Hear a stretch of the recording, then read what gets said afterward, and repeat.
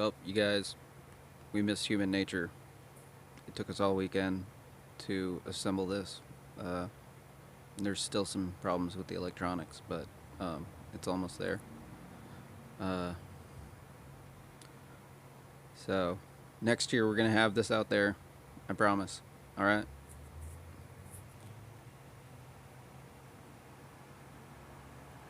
This is just the demo code.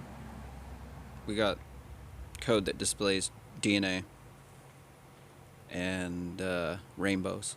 So you guys are going to love this. You can see there's some stuck lights over there. Yeah. But it's all on one controller. Yeah, it's just one of the controller. Got some stuff bridged.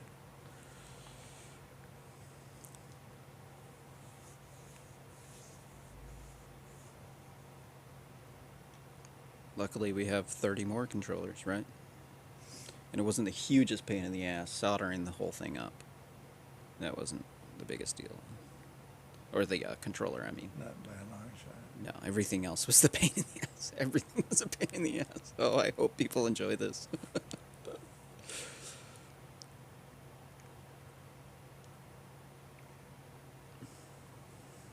It